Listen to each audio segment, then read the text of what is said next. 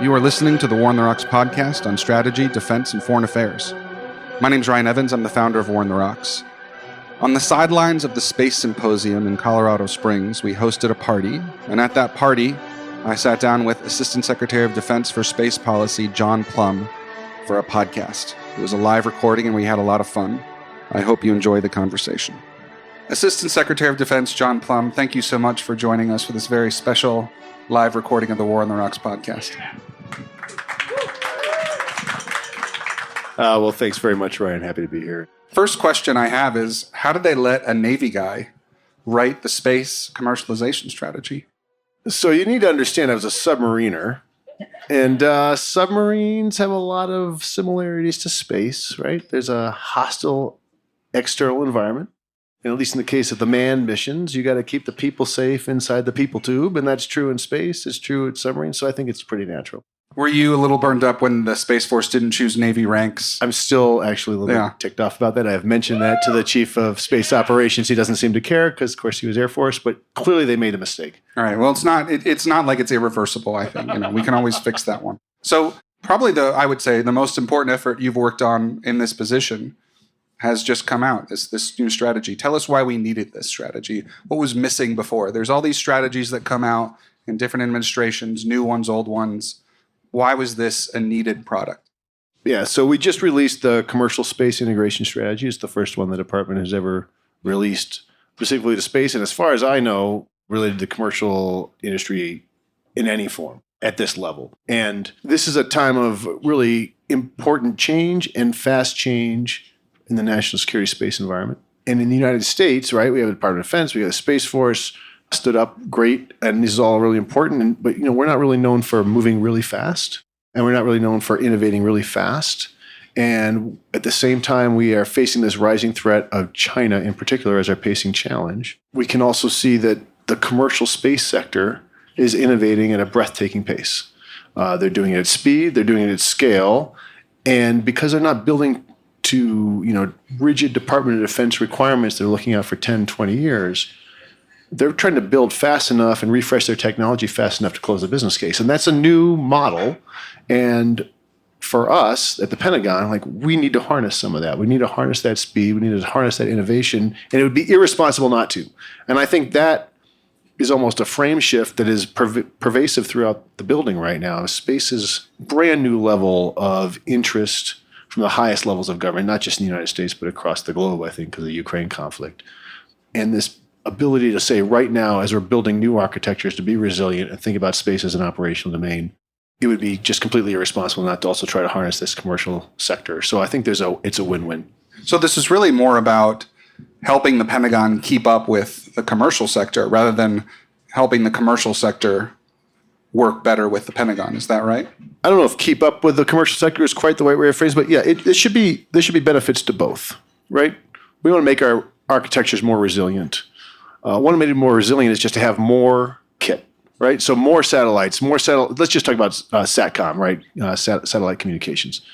With more SATCOM services, if the department has the ability to access more and more SATCOM services at the commercial level, not just the ones we build just for the department, then that makes us more resilient in a conflict. Because if any one of those systems goes out or any small number of those satellites were attacked with a direct-send ASAT missile, then it would, in theory, done correctly, resilience make that almost not noticeable. You could degrade gracefully, you could degrade maybe not even noticeably. The advantage there, multifold. One, we continue to operate our mission, our forces continue to move forward. They got to have their space systems. And two, it should devalue the attack in the first place, because what is the point of attacking a system if it isn't going to do any damage to your opponent? And so I think there's a lot of benefit there, and hopefully that'll help the commercial sector, also help the department. So how can we do this? And we got to do this at speed. And this is the thing. We don't have 20 years to solve this problem. We got to do it now. Walk us through some of the key pillars of this strategy. Sure. We've got 4 pillars, which I probably should have wrote on my hand before we did this podcast. But a couple things. One, we need to make sure that if we're going to truly change the way we think about how we might bring the commercial sector, different than the DIB, different than the Defense Industrial Base on board, we got to make sure that those services are available not just in peacetime, but in crisis and in conflict, right? So across the spectrum, and that's important. And that's not necessarily what a system might be built to. So we got to figure out where that tension is. Are there certain requirements or additional cybersecurity, for example, we might be able to we might need to add to be able to incorporate these solutions. Another thing is we got to integrate in day-to-day operations so that commercial solutions are available to us in crisis and conflict, and we're ready and we know how to use them. In the original iteration of how we thought about this in the department over the last several years, I would say the general idea is like, well, we could use commercial as a surplus. So maybe we could use SATCOM as we'll buy extra bandwidth only in a crisis, and then we'll have more bandwidth in a crisis. Well, what you really want to do is use that bandwidth now, so you know that in a crisis how to surge that, and you already have the access, and you already have the receivers to actually be able to use it. So that'd be the kind of the second one. And then I think, let me just give you one more, which is protect and defend. So when we talk about de-risking for commercial satellites, you're going to do a military mission that may add some risk. It's not clear that it does, mind you. You're already in your orbit. It's not like you're moving your satellite out of the way. But if we're using you in the military, we're using your systems on orbit, then does that add risk? And if so, how do we help de-risk that so that this relationship works for you? And one way is making sure that you have actionable threat information. A lot of that information is classified. So we get back to our classification reduction, like how do we share information with commercial partners who may not even have classified access? So we've got to solve that. Another piece we might do is financial protection. There's a whole bunch of ways to do this. We've got the Secretary has tasked the department to go look. Do we need something like a CRAF agreement or a VISA agreement, which are for the air and maritime domains, for the space domain? Having talked to some friends who have written strategies in the government and the Defense Department specifically before over the years across administrations, some of the key tensions is you come in with your ideas of the world as it is, and then things happen during the administration that disrupt your view of that, but also disrupt the priorities of whatever your domain is. In this case, it's space. And then, of course, you have to project outwards towards the future and what you think the future of that technology is. So you and your team were writing this strategy as great power competition's been heating up. The war in Ukraine has brought some threats to space assets to the fore. We had some, made news that this Russian secret anti-space weapon or weapon from space, whatever it actually is, made a lot of news. We know China did that ASAT test, which got a lot of press at the time. So how did you balance your view of the past, your view of what the future is, and the political needs of the now, you and your team, as you were formulating the strategy? Total softball. Lot to unpack there. Here's what I'll say, at least from where I sit. We ask deep questions at War on the Rocks. We have no answers. We just ask questions. That's right. Yours is not to wonder why, just to ask. So here's what I'll say. You asked me about the future. The future is space. Right? Already, every member of the United States military every single day is using space in ways they know and in ways they don't know. Already, every single American every single day is using space in ways they might know and certainly in ways they don't know. Like literally every time you buy gas at the pump, the timestamp on that transaction is being delivered through GPS. It's unbelievable. It's just everywhere. And that's also true across the globe. People all over the country, all over the world, that don't even live in countries that don't even use or fly satellites themselves are relying on space. So the future is space.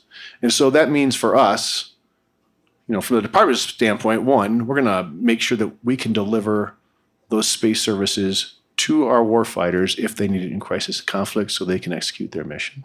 Two, we're going to defend our troops against potential conflicts in space. And on the commercial side is, well, with all this innovation going on, how can we not also add that? And some people would say it's probably already entangled. And certainly we use some commercial space services. The goal here is how do we leverage all of that?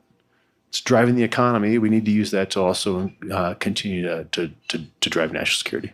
How does this strategy relate to Space Force has its own commercial integration strategy coming out? How do the two relate? Deeply nested. So I'll just say, our strategy was signed by the Secretary of Defense because I work for I'm in OSD. Everybody works for the Secretary of Defense. It's just, I'm in the OSD component. The services each have service chiefs. I work with General Saltzman, the chief space officer, all the time. Like we communicate, not daily, but certainly a couple times a week. And so his strategy is him in his voice talking to his service. Here's what I want you to prioritize. They're nested. It aligns. The language he uses for communicating to his service may be different than the language the secretary is communicating to the whole department, but that is fine, right? So the service chiefs need to be able to communicate to their own services.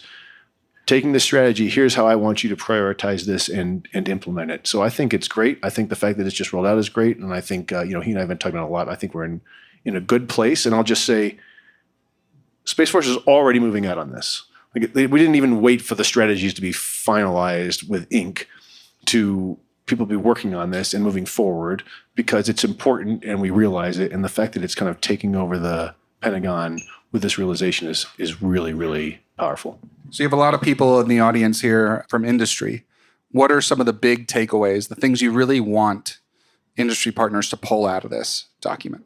So a few things. One, if you want to do business with the department, again, I have no acquisition authority, so it's easy for me to stand up here. If you want to do business with the department, make sure you understand that we have some requirements we're going to ask of you, right? And we're going to want you to be integrated, and we're going to want you to be there not just in day-to-day when things are easy, but also in crisis and conflict when things get hard. And that is how the contract should be structured, which is with this understanding. And I don't actually think that's going to be an impediment to American companies. I think that's the thing they're going to want to do, but just understand that. I guess the other thing I will say, and this is inside the Beltway baseball, is we wrote an unclassified strategy on purpose. It's completely unclassified, so you can have a copy too. And you can come and say, hey, this strategy says you're going to do this, and here's a thing I have, so let's do this. So help us hold ourselves accountable to drive this thing forward. This has all been unfolding, the process of you and your team writing this, as a war has been unfolding that involves space assets. The war in Ukraine is a perfect example of that old saying is the future is here, it's just unevenly distributed. So in the same conflict, we have the most decisive single munition is probably the 155 artillery round, which has been around for a long time. But when I visited Ukraine on a little battlefield study about a year and a half ago, seeing these artillery systems parked next to a van where there was a Starlink terminal with a drone connected to it during doing the recon. So space and space-based assets, particularly Starlink, have a major effect on how this war is unfolding. How did that experience, that live experience, inform your approach to this and inform the department's approach to how to work with commercial partners? So I'll just say on the Starlink proliferated low Earth orbit SATCOM, unbelievable, right? This idea of proliferated low Earth orbit SATCOM is here to stay. It is a game changer. I think it could approach a revolution in military affairs. I know people put more weight on that or less. It is never going away. It is unbelievably useful. It is resilient. It is harder to jam. And it's fast, right? So the latency is way down compared to kind of legacy systems in GEO, for example. So one, absolutely demonstrates that to the world every single day, the value of it, not an accident. And so when you look at that, here's a commercial product that is being incorporated out of necessity in a nation in conflict. And I think that's a perfect example of why wouldn't we want some of that and have that be part of our system? There's a little bit of a divergence, or it might seem like a divergence, but I remember before things like ChatGPT came out and all these consumer-facing LLMs, we were so worried that China was so far ahead of us in the AI battle.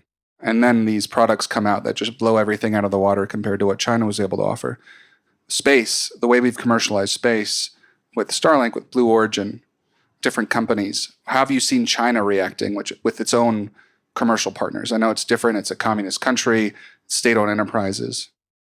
Yeah, from where I sit, and this may not be where other people sit, but from where I sit in the department, hard to distinguish is there the commercial side versus just the kind of nation state side. I will say it is not an accident that you see information out there in China talking about their own proliferated LEO constellations for SATCOM. They have seen what Starlink is doing, and they want some of that too. They see the value of it. And so that is kind of that information flow is fast, and then they will catch up technologically, relatively soon, I imagine. So that's a piece I see. It's hard to distinguish in China, right? We really have much firmer boundaries in the United States, and so I don't really feel comfortable saying, oh, this is commercial, this isn't, especially when it comes to the space enterprise, maybe different than other parts of the Chinese economy.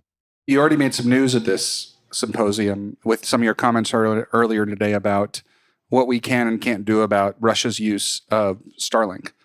And basically, you said there's not too much we can do about it.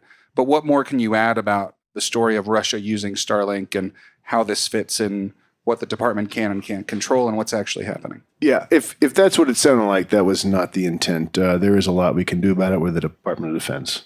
All right. And so we are working very closely with Starlink and very closely with Ukraine to help solve this problem. And I just want to say, this is important. So thank you for asking, Ryan. Starlink has been a great partner on this, and they have done everything we've asked. Everything. And they are taking this just as seriously as we are and just seriously as Ukraine is. And I am absolutely confident we're going to find a good way forward.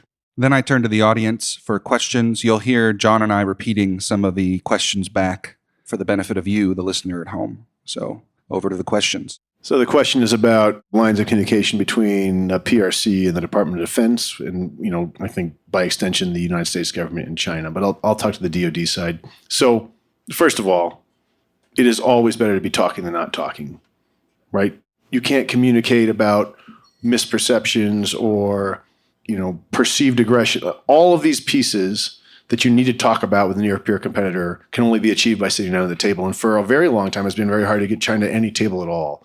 And so I think it's to the credit of President Biden and frankly, Xi, that the two nations are now talking. And my deep hope, and it should be the hope of all Americans, frankly, is that we continue that talking and that it's not something that's held out as a political win that can then be pulled back. I think high-level summits, no problem. Those should only be done at the will of whatever politics drive each machine. But at the low level, if we can't keep talking with China, that's bad for both countries and potentially bad for the globe. So we have to keep these lines open. I think what's interesting about space in particular is both nations have a vested interest in this. Both of us are putting more and more satellites up. We're going to have to talk to each other to prevent collisions, like just generally speaking, you don't want to collide with the other. And so there's a hook there that may be different than in the past or different in different domains, but we got to get these lines of communication open. And I think space provides one of the best opportunities for that. It was about space and deterrence and the role of allies and partners particularly. Great. So all intertwined, I think. So space is absolutely essential to deterrence. It is part of our integrated deterrence campaign. Really, one of my roles in this job has been to highlight, explain, and make sure we are advancing our space future for the department in a way that it strengthens integrated deterrence. One way to clearly do that is through allies and partners. And one of the reasons that's true is if we are integrated with allies and partners, it really complicates the adversary's thinking. Like, who am I targeting? I'm trying to remove your ability to just target the United States. Instead, what if you're targeting a whole bunch of countries because they're all relying on a combination of satellites? That's a big deterrence dilemma. It has additional value. We've got the idea that, okay, there's more objects available or more. So let's say just SATCOM. It's so easy to talk about SATCOM because it's unclassified. So with more SATCOM constellations or more SATCOM satellites, that's more resilient for everyone if we're using the same ability to shift back and forth between them. And I would also say more allies, geographic distribution. And then finally, there is just the value of more military and diplomatic options available when you have more allies. And the thing I like to tell people, I've been saying it really from day one, is the U.S. has this network of allies and partners that no adversary can help to match. Russia can't do it. China can't. We have willing adversaries, willing partners. And that is a massive asymmetric advantage, and we have to take advantage of it. And that's why I think it's so important. So how much will the Defense Department be willing to de-risk people, businesses, who are doing business in space and offering critical capabilities? Is that a fair restatement? First of all, I think a lot of companies are willing to do business with the Department of Defense independent of that particular line of questioning. I will just say, so resilience, one of the primary we're going to pursue resilience is, proliferated constellations for things in space, right? I'm talking about the ground architecture, but for in space, proliferated architecture provides resilience. So adding another commercial provider adds resilience. That's not at the expense of the company.